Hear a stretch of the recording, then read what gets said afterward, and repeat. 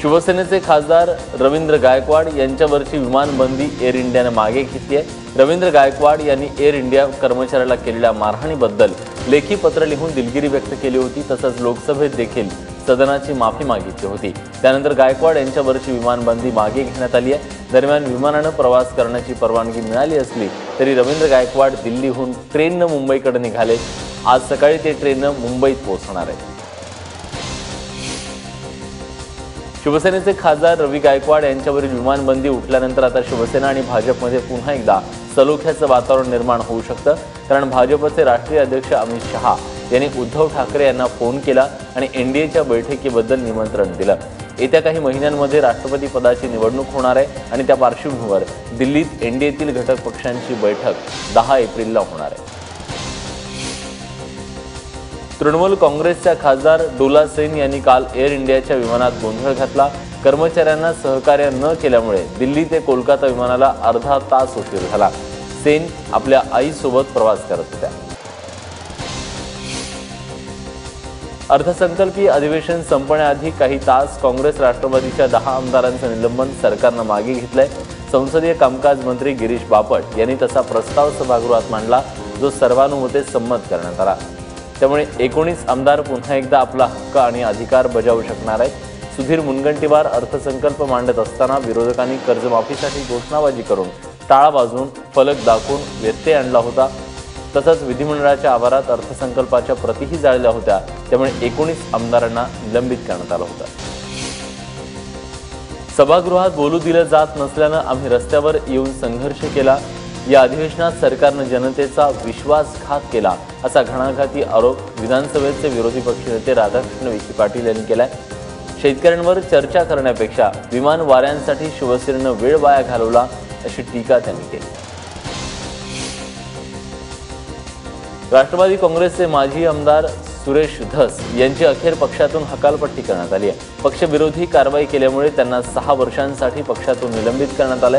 राष्ट्रवादीचे प्रदेशाध्यक्ष सुनील तटकरे यांनी ही घोषणा केली आहे। बीड जिल्हा परिषदेच्या निवडणुकीत राष्ट्रवादी बहुमताच्या जवळ होती, मात्र सुरेश धस गटाच्या 5 जिल्हा परिषद सदस्यांनी भाजपला पाठिंबा दिला आणि इथं भाजपची सत्ता आली। त्यानंतर धनंजय मुंडे यांनी सुरेश धस यांच्या विरोधात कारवाईची मागणी केली। मुख्यमंत्री देवेंद्र फडणवीस आणि पक्षाच्या वतीनं समज मिळाल्यानंतरही अनिल गोटे ऐकायला तयार नाहीयेत। कारण गोटेंनी पुन्हा एकदा विधान परिषद बरखास्तीचा मुद्दा उपस्थित केला। विधान परिषदेची गरज काय असा प्रश्न अनिल गोटेंनी विधानसभेत उपस्थित केला। शेतकरी कर्जमाफीसाठी आक्रमक झालेल्या विरोधकांनी काल थेट सरकारची प्रतिकात्मक अंत्ययात्राच काढली। स्टेट बँक ऑफ इंडियाचं कार्यालय ते विधान भवन पर्यंत ही प्रेतयात्रा काढण्यात आली। यात विधानसभेचे विरोधी पक्षनेते राधाकृष्ण विखे पाटील, माजी उपमुख्यमंत्री अजित पवार यांच्यासह काँग्रेस राष्ट्रवादीचे अनेक आमदार सहभागी झाले होते।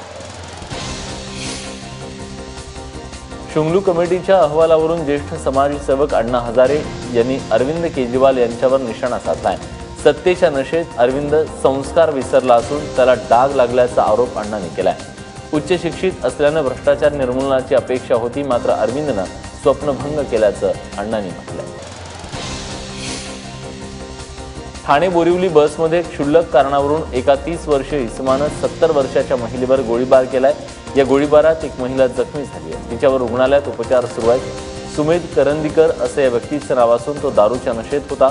सुमेधा हा हिंदुस्थान कामगार सेनेचा तालुका प्रमुख असून त्याची गुन्हेगारी पार्श्वभूमी आहे। कासारवडवली पोलिसांनी त्याला ताब्यात घेतलंय। बसमध्ये भांडण झालं म्हणून या आरोपीनं गावठी कट्ट्यानं गोळीबार केला।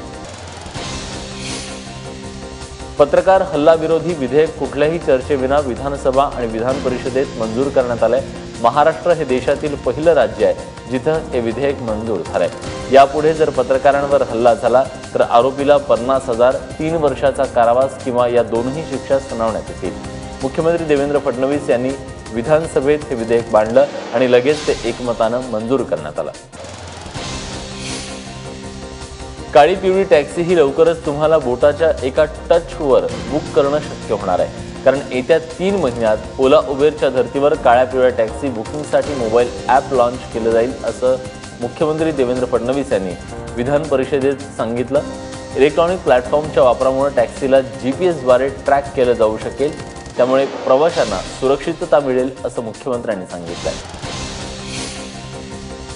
फडणवीस सरकारचा महत्त्वाकांक्षी प्रकल्प असलेल्या मुंबई-नागपूर समृद्धी महामार्गाला होणारा विरोध दिवसेंदिवस वाढतोय। नाशिकमध्ये महामार्गासाठी जमीन मोजणी सुरू असताना आक्रमक झालेल्या शेतकऱ्यांनी हिंसक आंदोलन केलं। घोटी-सिन्नर रस्त्यावरील शिवडे गावातल्या शेतकऱ्यांनी या मोजणीला विरोध करत दगडफेक, जाळपोळ केली। यावेळी पोलिसांनी बळाचा वापर करत 100 शेतकऱ्यांना ताब्यात घेतलं आणि पुन्हा मोजणी सुरू करण्यात आली। मुंबईतल्या कोस्टल रोडच्या दक्षिण टप्प्याचा जो मार्ग आहे तो अखेर मोकळा झालाय। केंद्रीय पर्यावरण खात्याच्या बैठकीत CRZ परवानगीची शिफारस करण्यात आली आहे। एकूण 35 किलोमीटर लांबीचा हा टप्पा आहे। प्रिन्सेस फ्लायओव्हर ते वरळी सीलिंग पर्यंतचा 10 किलोमीटरचा हा रस्ता दक्षिण टप्प्यात विभागला गेलाय। युवासेनेचे अध्यक्ष आदित्य ठाकरे यांनी याबद्दल मुंबईकरांना अभिनंदनाचं ट्विट केलंय। त्यामुळे मुंबईकरांची ट्रॅफिकच्या तावडीतून सुटका होणार असल्याचं म्हटलंय। यावर्षीच या रस्त्याचं काम सुरू होणार असल्याचं ट्विट देखील आदित्य ठाकरेंनी केलं। 5 वर्षीय चिमुकलीवर बलात्कार करून तिची हत्या करणाऱ्या 2 नराधमांना हिंगोली जिल्हा न्यायालयानं फाशीची शिक्षा सुनावली आहे। तर या प्रकरणातील इतर 5 आरोपींची सबळ पुराव्यांअभावी निर्दोष मुक्तता केली आहे। राहुल क्षीरसागर आणि भागवत क्षीरसागर अशी फाशी सुनावण्यात आलेल्यांची नाव आहेत। पुणे विद्यापीठालगतच्या रस्त्यावरचे मोठे वृक्ष रस्ता रुंदीकरणासाठी तोडण्यात येत आहेत। याचा निषेध करण्यासाठी विद्यापीठ परिसरात राहणाऱ्या नागरिकांनी या झाडांच्या जवळ ठिय्या मांडून आंदोलन केलं। रात्रभर या झाडांशेजारी झोपूनच त्यांचं संरक्षण करण्यात आलं।